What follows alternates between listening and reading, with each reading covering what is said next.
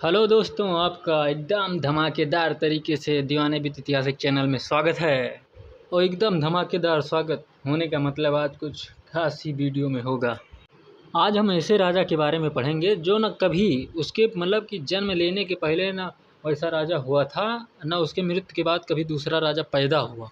ऐसे राजा के बारे में आज हम लोग पढ़ेंगे। मतलब इतिहास क्या, इतना खतरनाक इतिहास लिखा है कि आने वाली पीढ़ियाँ 100, 200, 300, 1000 साल बाद भी उसका कॉपी करती रही हैं। उसने जिस तरह से विजय की, जिस तरह से अपनी मतलब कि शासन प्रणाली को चलाया, उसी तरीके से और आगे आने वाले राजा हज़ारों साल बाद उसके बारे में जानते और ऐसा करते रहे हैं।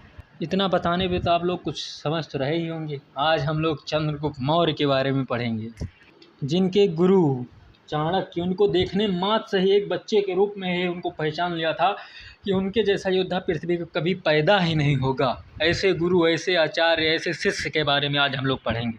आज हम लोग मौर्य वंश और चंद्रगुप्त मौर्य की जानकारी के तथ्यों के बारे में समझेंगे और बहुत जहर एकदम कतई तरीके से समझेंगे। मौर्य वंश का शासनकाल रहा था 322 बीसी से 184 बीसी। और बीसी का मतलब आप लोग जानते होंगे, इसे हम पहले बता चुके हैं।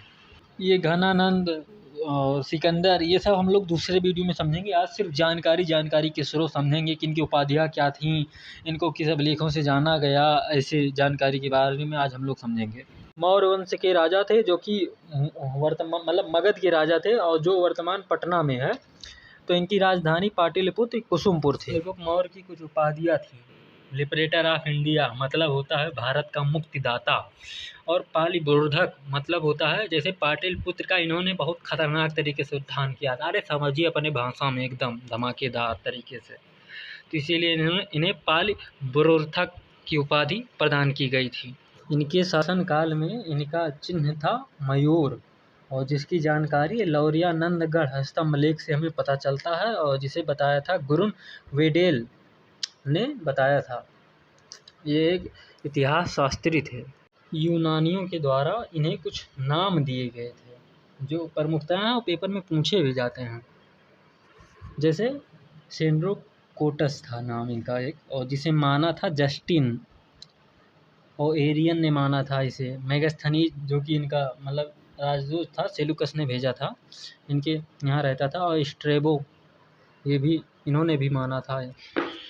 और एक नाम से इनको जाना जाता था एंड्रोकोटस, और इसे मतलब माना था प्लूटार्क। माना क्या था मतलब प्लूटार्क जानते थे कि कोई एंड्रोकोटस नाम का राजा है, लेकिन इनको ये थोड़ा पता था कि चंद्रगुप्त मौर्य है। और एक था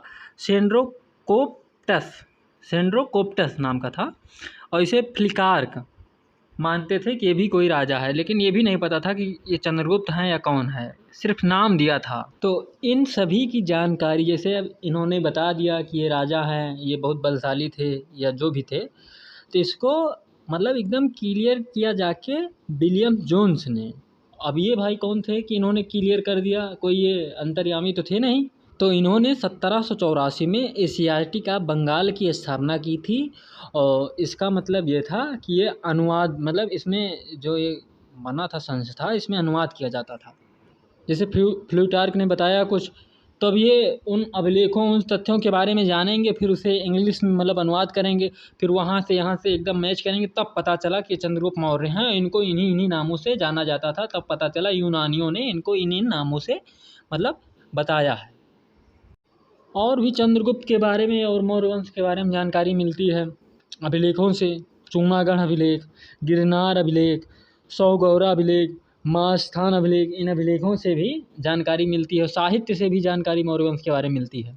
और साहित्य में तो इनके गुरु खुद ही थे, चाणक्य, जिनकी पुस्तक अर्थशास्त्र थी, और इस पर एक टीका लिखी गई थी जिसे यठ स्वामी ने लिखी थी। और मतलब वो टीका किस नाम से प्रचलित हुई, जैसे टीका लिख दी, उसका एक नाम भी था।